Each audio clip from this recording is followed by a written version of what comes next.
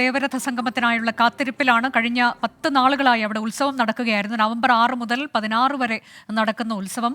അതിൽ ഉത്സവത്തിന് കൊടിയേറുന്നത് നവംബർ 7-നാണ്. അതെല്ലാ വർഷവും ഇതേ ദിവസം നടക്കുക എന്നുള്ളതാണ്. തുലാം 30-നാണ് ദേവരഥ സംഗമം. ഇന്നിപ്പോൾ തുലാമാസം 30-ാം തീയതിയാണ്. ദേവരഥ സംഗമം അല്പസമയത്തിനകം നടക്കും. അപ്പോൾ ദേവതകളെ കണ്ടു വണങ്ങുന്നതിനും ഈ രഥം വലിക്കുന്നതിനുമൊക്കെ വേണ്ടിയാണ് അങ്ങോട്ടേക്ക് ഭക്തർ എത്തുന്നത്. ഈ കാഴ്ചകൾ കാണുന്നതിന് വേണ്ടിയും ഒട്ടേറെ പേർ അങ്ങോട്ടേക്ക് വരുന്നുണ്ട്. വലിയ തിരക്കാണ് കൽപ്പാത്തിയിൽ നിലവിൽ അനുഭവപ്പെടുന്നത് എന്നുള്ളതാണ്. 2 ഉത്സവങ്ങളാണ്. ഒന്ന്, പാലക്കാട്ടെ ജനാധിപത്യത്തിന്റെ ഏറ്റവും വലിയ ഉത്സവം അവിടെ നടക്കാനിരിക്കുന്നു. അതിന്റെ പ്രചാരണ പ്രവർത്തനങ്ങളൊക്കെ ഊർജിതമായി നടക്കുകയാണ് കഴിഞ്ഞ കുറച്ച് നാളുകളായി. അതിനോടൊപ്പമാണ് കൽപ്പാത്തിയിലെ രഥോത്സവം കൂടി വന്നിരിക്കുന്നത് എന്നുള്ളതാണ്. അങ്ങനെ പാലക്കാട്ടുകാരെ സംബന്ധിച്ചത് 2 ഉത്സവത്തിന്റെ കാലം കൂടിയാണ്. ഞങ്ങളുടെ പ്രതിനിധികൾ കൽപ്പാത്തിയിൽ നിന്ന് വിവിധ ഇടങ്ങളിൽ നിന്ന് തത്സമയ വിവരങ്ങളുമായുണ്ട്. വിപിൻ സി വിജയനിലേക്ക് വീണ്ടും. വിപിൻ, ഇതിപ്പോൾ പല ക്ഷേത്രങ്ങളിൽ നിന്നുള്ള രഥങ്ങളാണ് വരുന്നത്. അത് ശ്രീ ലക്ഷ്മി നാരായണ പെരുമാൾ ക്ഷേത്രമുണ്ട്, അതായത് മഹാലക്ഷ്മിയും മഹാവിഷ്ണുവും ചേർന്നുള്ളത്. കൂടാതെ മന്ദക്കര മഹാഗണപതി ക്ഷേത്രം, കൂടാതെ മുരുകന്റെ രഥമുണ്ട്. അങ്ങനെ ആ തരത്തിലേക്ക് പ്രധാനമായി നമ്മൾ ഈ രഥങ്ങൾ എന്ന് പറയുമ്പോൾ 6 രഥങ്ങൾ 4 ക്ഷേത്രങ്ങളിൽ നിന്ന് വരുന്നു എന്നുള്ളതാണ്. അതിൽ ശിവനും പാർവതിയും മഹാലക്ഷ്മിയും വിഷ്ണുവും ഒക്കെ ഉണ്ട്. അപ്പോൾ ഇതിൻ്റെ ഒരു വിശ്വാസം അത് എങ്ങനെയാണ്? കൂടാതെ ഈ രഥം വലിക്കുന്നതിന് വേണ്ടിയൊക്കെയുള്ള ഭക്തജനങ്ങളുടെ കാത്തിരിപ്പ്, അത് കഴിഞ്ഞ 1 വർഷമായുള്ള കാത്തിരിപ്പ് തന്നെയാണല്ലോ അത്.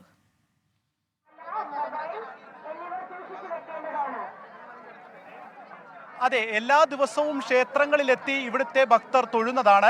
പക്ഷേ ഈ ഒരു രഥോത്സവത്തിന്റെ സമയത്ത് അവർ രഥത്തിലേറി ദേവനും ദേവതകളും അഗ്രഹാരത്തിലെത്തി ഭക്തരെ അങ്ങോട്ടേക്ക് കാണുന്നു എന്നുള്ളതാണ് പ്രധാനപ്പെട്ട ഐതിഹ്യമുള്ളത്.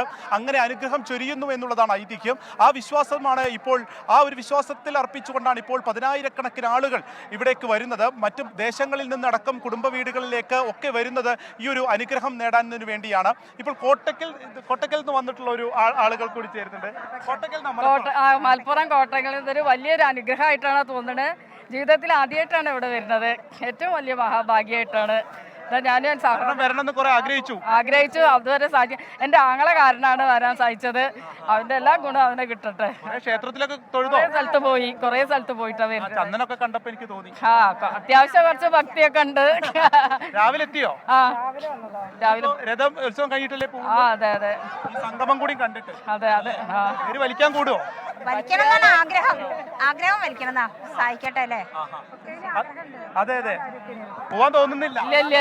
ഇല്ല, ഇവിടെ തന്നെ നിൽക്കാനാ തോന്നുന്നത്. വളരെ സന്തോഷം. ഒട്ടും പ്രതീക്ഷിച്ചില്ല. പ്രതീക്ഷിക്കാണ്ട് സാധിച്ചതാണ് മഹാദേവന്റെ അനുഗ്രഹം. അതെ, ഒട്ടും പ്രതീക്ഷിക്കാതെ ഇതേപോലെ കൽപ്പാത്തി രഥോത്സവം കാണാൻ ഭാഗ്യം ലഭിച്ച കുറേ പേര് നമ്മളിപ്പോൾ കാണുന്നുണ്ട്. അവരൊക്കെ നമ്മോട് സംസാരിക്കുമ്പോൾ ആ ഒരു നിർവൃതി, ആ ഒരു സന്തോഷമൊക്കെ അവർക്ക് പറയാനുമുണ്ട്. ഇനി അനുജ ചോദിച്ചതിലേക്ക്, ഇപ്പോൾ 6 രഥങ്ങളാണ് ഇവിടെ നിന്നുള്ളത്. 1-ാം തേരിന് 3 രഥങ്ങൾ ഇവിടുന്ന് പ്രയാണം ആരംഭിച്ചു.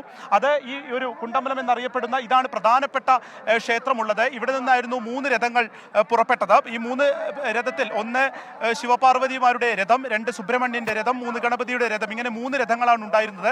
ഈ രഥങ്ങളിലൊക്കെ വെച്ച് ഏറ്റവും വലുത് ശിവപാർവതിമാർ പ്രയാണം നടത്തുന്ന 1-ാമത്തെ രഥമാണ്. ഈ 3 രഥങ്ങൾ ഇപ്പോൾ ഈ അഗ്രഹാരങ്ങൾ ചുറ്റി വിശാലാക്ഷി സമേത ഭാഗത്ത് നിൽക്കുകയാണ്. ആ പ്രദേശത്ത് ആ ഭാഗത്താണ് ഇപ്പോൾ രഥമുള്ളത്. ഒപ്പം തന്നെ രണ്ടാമത്തെ ദിവസമാണ് മന്ദക്കര മഹാഗണപതി ക്ഷേത്രത്തിൽ നിന്ന് മഹാഗണപതി രഥപ്രയാണം ആരംഭിച്ചത്. ആ രഥപ്രയാണം നടത്തി. ആ രഥമാണ് ഇപ്പോൾ നമ്മൾ ഈ ദൃശ്യങ്ങളിൽ കാണുന്ന രഥമുള്ളത്. 3-ാമത്തെ രഥം ഇന്നാണ് അതിൽ രഥാരോഹണം നടന്നിട്ടുള്ളത്. 3-ഉം 4-ലും രഥാരോഹണം നടന്നിട്ടുള്ളത് ഇന്നാണ്. അത് ഒന്നുള്ളത് ചാത്തപുരം പ്രസന്ന മഹാഗണപതി ക്ഷേത്രത്തിലുള്ളതും മറ്റൊന്ന് പഴയ കൽപ്പാത്തിയിലെ വിശാലാക്ഷി ക്ഷേത്രത്തിലുമാണ്, ശ്രീകൃഷ്ണ ക്ഷേത്രത്തിലുമാണ്. ഈ 2 ക്ഷേത്രങ്ങളിൽ നിന്നുമുള്ള രഥങ്ങൾ കൂടി ഇങ്ങോട്ടേക്ക് വന്നുകൊണ്ടിരിക്കുകയാണ്. അപ്പോൾ ഏകദേശം ഒരു 6 മണിയോടുകൂടി 5 രഥങ്ങളും ഈ ഒരു തേരുമുട്ടി എന്നുള്ള ഈ സ്ഥലത്തേക്ക് എത്തിപ്പെടുകയും ഒപ്പം തന്നെ ഈ മഹാഗണപതി ക്ഷേത്രത്തിലേക്കുള്ള തേര് ഇവിടെ നിന്ന് മുന്നോട്ടേക്ക് പോവുകയും ചെയ്യും. അപ്പോൾ വനത്തിൽ 5 തേരുകൾ മുഖാമുഖം ഈ ഒരു പ്രദേശത്ത് മാത്രം എത്തിച്ചേരുന്ന ഉണ്ടാകും. ആ ഒരു തേരുകളെല്ലാം തന്നെ ഭക്തരാണ് വലിക്കുക.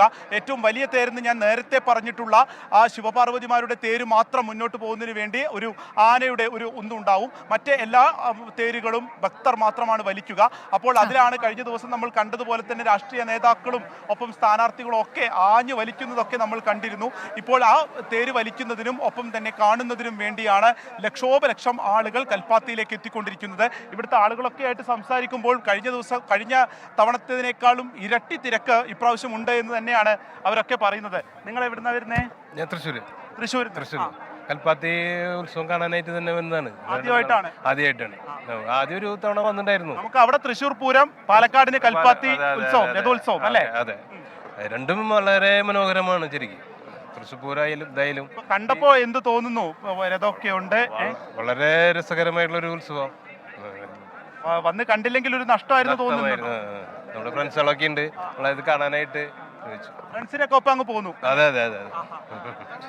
ഇങ്ങനെ പല വടകരയിൽ നിന്ന് വടകര നമ്മുടെ തെയ്യക്കോലത്തിന്റെ നാട്ടിൽ നിന്നാണ് വരുന്നത്. തെയ്യക്കോലത്തിന്റെ നാട്ടിൽ കണ്ണൂർ വടകര കടത്തനാടിന്റെ മണ്ണിൽ വരുന്ന ആളാണ്. ഇപ്രാവശ്യം അപ്പൊ കൽപ്പാത്തി ഉത്സവം കാണണമെന്ന് ഉറപ്പിക്കാൻ എന്തായിരുന്നു ഒരു കാരണം? എന്താ, നമ്മളെ സുഹൃത്തിന്റെ മൂപ്പർ ഗൾഫിൽ നിന്ന് 12 വർഷത്തിന് ശേഷം വന്നാന്ന് മൂപ്പരോട് പോയാ കുഴപ്പമില്ല. അവര് വന്ന് 12 വർഷത്തിന് ശേഷം ഇവിടെ വന്ന് അപ്പൊ അവര് ഗൾഫ് നാടുകൾക്ക് ഭയങ്കരമായിട്ടുള്ള ഒരു ഇതാണ് ഇത് ഈ കൽപ്പാത്തി രഥോത്സവം എന്ന് പറയുന്നത്. മൂപ്പർക്ക് വന്നിട്ട് ഒന്ന് കാണണമെന്നുണ്ട്. അങ്ങനെ മൂപ്പർ ലീവ് എടുത്ത് ഇതിനു വേണ്ടി മാത്രം വന്നതാണ്. നമ്മുടെ തെയ്യം അവിടെ വേറൊരു വൈബ് അല്ലേ? ഇവിടെ ഭയങ്കര വൈബ് വന്ന അവിടെ വന്നത് ഉഷാറായി. ഇനി എല്ലാ വർഷവും വരുന്നതായിരിക്കും ഈ ഡേറ്റിന്. അപ്പോൾ ഒരു തവണ വന്നവരൊക്കെ ഇനി എല്ലാ വർഷവും വരുമെന്ന് ഉറപ്പ് നൽകിയാണ് കൽപ്പാത്തിയിൽ നിന്ന് മടങ്ങുകയൊക്കെ ചെയ്യുന്നത്. അതെ, ഒരു തവണ വന്നവർക്ക് പിന്നീട് അങ്ങോട്ടേക്ക് വരാതിരിക്കാൻ കഴിയില്ല എന്നുള്ള തരത്തിലേക്കാണ് അവിടുത്തെ കാഴ്ചകൾ. പാലക്കാടിനെ സംബന്ധിച്ച് അവരുടെ ഒരു സാംസ്കാരിക ഉത്സവം കൂടിയാണ്. കേരളത്തിലെ ഏറ്റവും ആകർഷകമായ ഉത്സവം ഏതോ എന്ന് ചോദിച്ചാൽ അതിൽ കൽപ്പാത്തി രഥോത്സവമുണ്ട് എന്നുള്ളതിൽ തർക്കമില്ല. അല്പസമയത്തിനകം ദേവരഥങ്ങൾ തേരുമുട്ടിയിൽ സംഗമിക്കും. ആ കാഴ്ചയിലേക്കാണ് നമ്മൾ ഇനി തത്സമയം പോകാൻ പോകുന്നത്.